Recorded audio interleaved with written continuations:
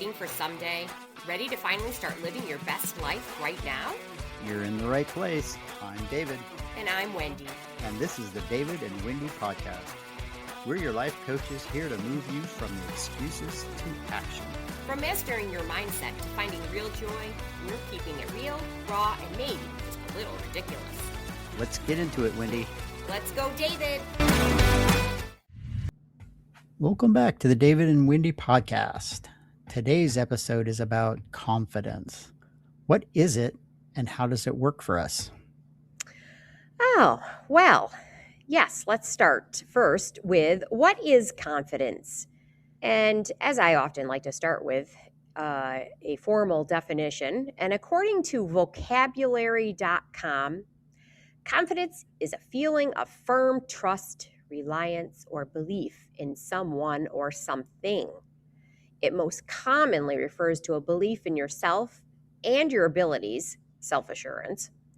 But it can also refer to a confidential secret or a hopeful expectation that a situation will turn out well. And the definition goes on to define self-confidence, which is kind of what we're talking more about here in our podcast today. But it says self-confidence is the realistic belief or conviction that you can meet life's challenges, tackle tasks, and succeed. It is the inner assurance that you have the skills and resilience to handle what comes your way. Well, that's interesting, right? Realistic to who? We talked about that last week, right? Realistic is a subjective thing, isn't it? Right? What one person considers realistic, somebody else may not. That's a great catch, David, in our text there. Yeah, realistic to who is definitely the question. Right. And that said, I mean, confidence is a weird thing in and of itself anyway, because it's not all on or all off. And, these things are, all known already. It's just that we just don't pay attention. We don't think we tend to, in our normal day, think very surface about things. Confidence is, it's just a believing in your capability, right? Believing in yourself, like in the definition. Yeah, that's definitely what I think when I hear the word confidence, for sure. Yeah. Right. So why do we feel a lack of confidence in other areas? Typically it's because we think we're incapable of some way. Mm-hmm. But how do we become confident then? Well, how have we ever become confident? How have we ever gained confidence in our ability to do something? I like the analogy of tying your shoes. If you think back, some of us may or may not be able to remember tying your shoes, right? Were you immediately confident? A child, typically, yes, because at that early age, we haven't yet built up all our references for I can't do that, or I'm not capable, or I'm not good enough, right?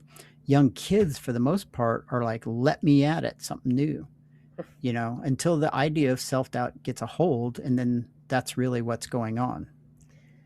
Oh, yeah. And, this is a great topic right now for me. As I've mentioned on other podcasts, I am a new grandmother, and I have a 15-month-old grandbaby, and she's here actually living with me for an extended period of time. And wow. I see this happening. I watch all the learning that her little brain is taking in. And what I notice, she's looking for assurance from others. And I'm wondering, I know when David and I started, writing and talking about this podcast, this topic of confidence, maybe she's looking for that assurance because we've conditioned her to be that way by our, we say things like, great job, baby, those affirmations to her, when she does new things or is honing her skills. For example, it started with the little words she was saying, or, hi, bye, mama, dada. And, and we're also teaching her sign language simultaneously. whenever she did it, we'd say, good girl, with, in whatever word it was, or the sign language that she was doing. Right. And this practice really became ingrained in her. And you could see her confidence by the smiles and the faces of, wow, they like this. And then she kept doing it. Um, Hmm. However, I think about, like a less desired behavior, babies are testing the limits but it really depended too, I noticed, on our reaction. And once again, I'm not sure if it's because we conditioned her to be that way. But like off, I think the one thing that she did that was, she's testing the limits. She would kind of swat at our face. We'd hold, not all the time, just sometimes she's trying to get our attention or something. She'd like swat our face. And, you know, if it happened more than once, you kind of say with a stern face, no. And I found I had to look away. But you could Mm. see out of the corner of my eye, her wheels are turning. She'd be like staring, like, okay, is this, What just happened? Yeah. yeah, definitely. And oftentimes it would lead to her maybe trying it once or twice just to test those boundaries. But her walking was the best example. Like David was just talking, typically a child doesn't, you know, they don't yet have that. If they fall, they just get right back up, right? Like they don't question whether or not they're doing the right thing. Totally. Yeah. But we would see her, sometimes you could see her lose her confidence when she was starting to learn to walk. And she's not 100% there yet. But all of a sudden, she goes back to what's comfortable and what she's confident in, which was the crawling. Right. um, but boy, oh boy, when you say good job walking, baby, this is what we notice. Her chest puffs out and she gets this smug little look and she's trying to balance. And it's just the cutest thing. But, we spot her doing it on her own, without us near her. And we're not giving her that external feedback all the time. But yeah, when she falls, she just keeps getting right back up, doing it again and again.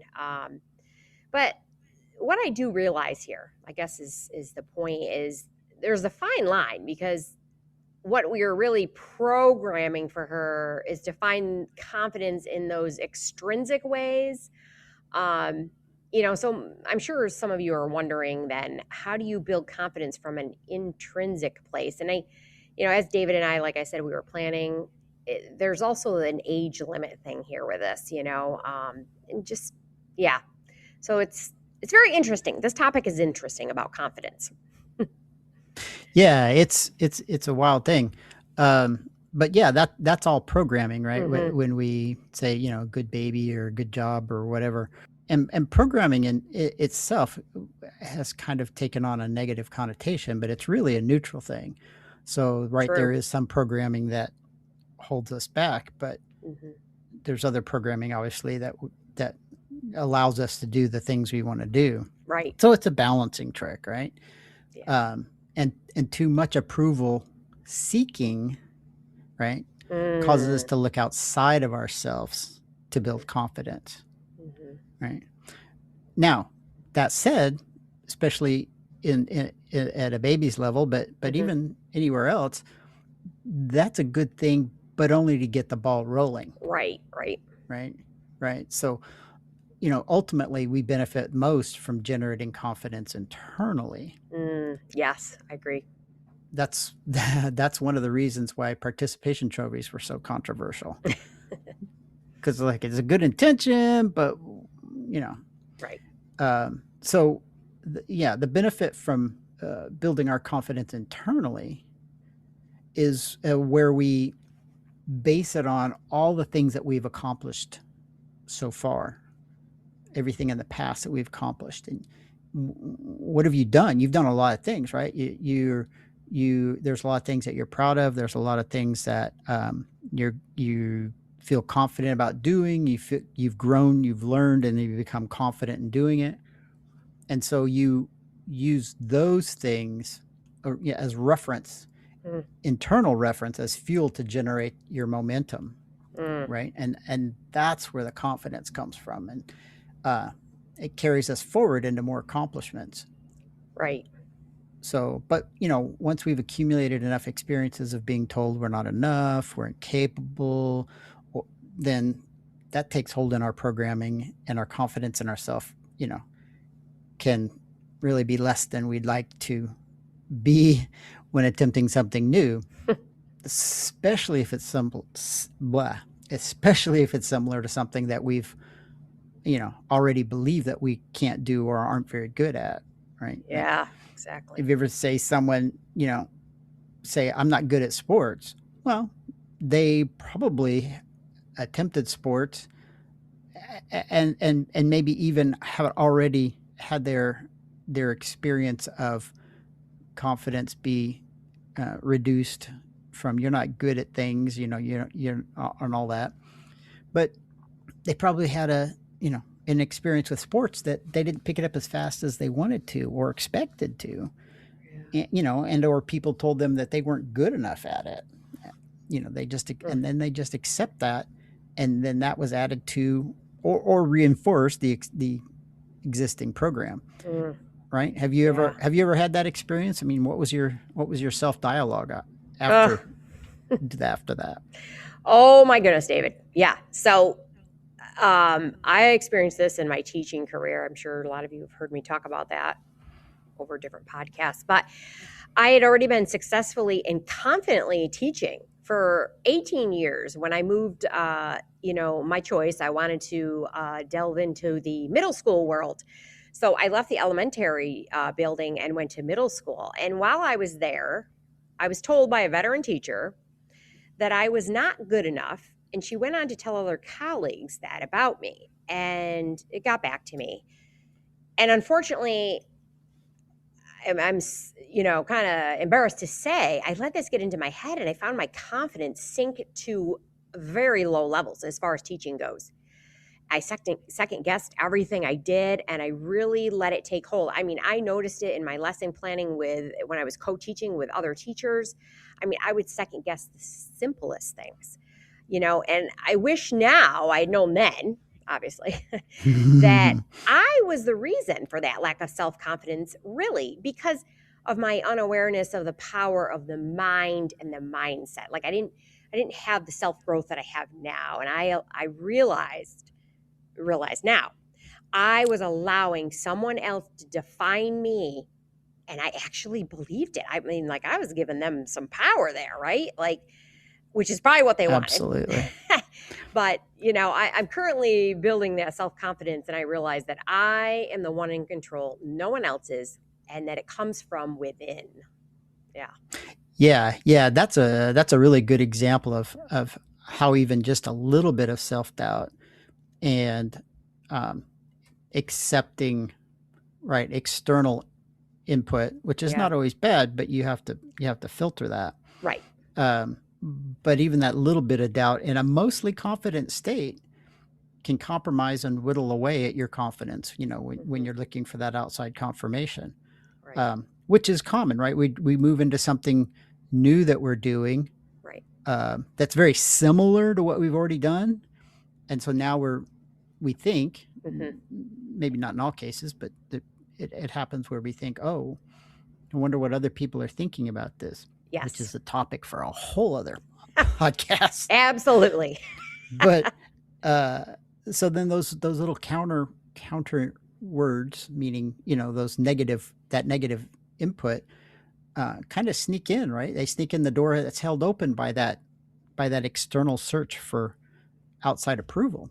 Mm, And when at least most of your confidence is built from inside, based on your past experiences, your self-referencing, it is much more robust and much less influenced by others. mm. Yes. Great point. So, this brings us to our topic for next week, which is how do we build self confidence? All right, that's the show for this week. We hope you are feeling motivated, like you're ready to take on the world. If you got value today, do us a huge favor, like and subscribe, and leave us a review. It helps us reach more people just like you.